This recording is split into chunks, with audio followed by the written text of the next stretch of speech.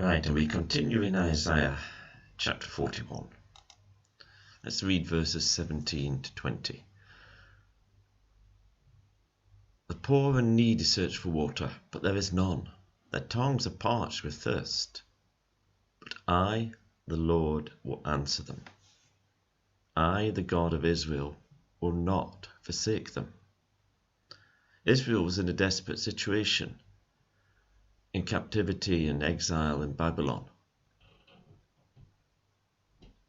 The situation was hopeless, except, but I, the Lord, will answer them. And for the situations we encounter, we should think, but God. Our situations can be absolutely terrible, seemingly to have no hope. But every situation is overcome by God.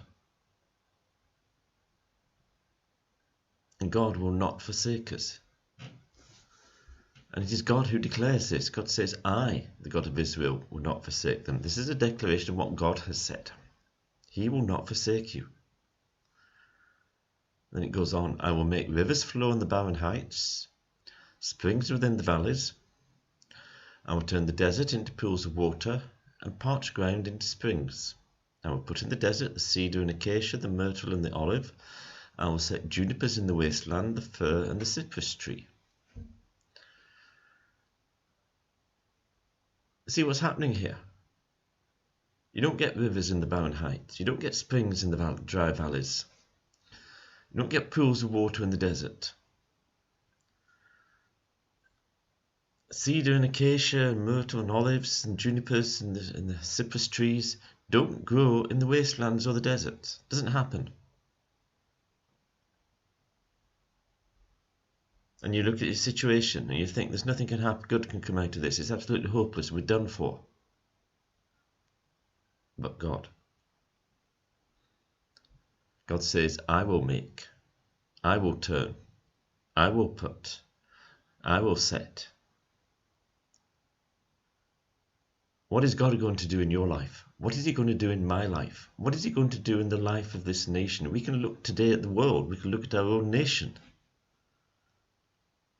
And for so many reasons, it's a complete mess. There are so many reasons why everything is completely hopeless.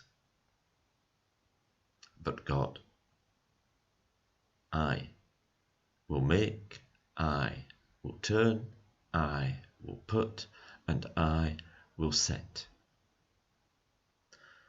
So whether you're looking at your own life, just on its own, or the life of this nation, we need to look to God. Then let's look at the final verse. So that people may see and know, may consider and understand that the hand of the Lord has done this, that the Holy One of Israel has created it. This is God's will. This is God's purpose. See, man has rejected God. We think we can manage without him. We don't need him. He doesn't even exist. That's the world's view.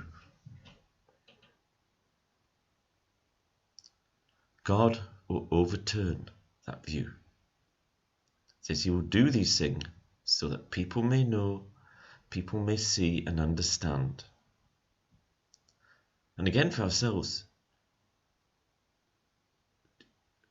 we need to consider the things that God does for us. We need to dwell on them. We need to think about them. What do they reveal to us about God?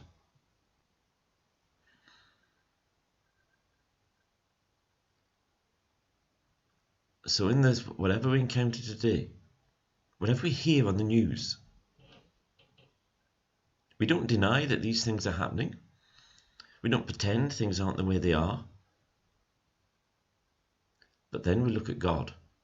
We look to the Lord and we put our trust in him.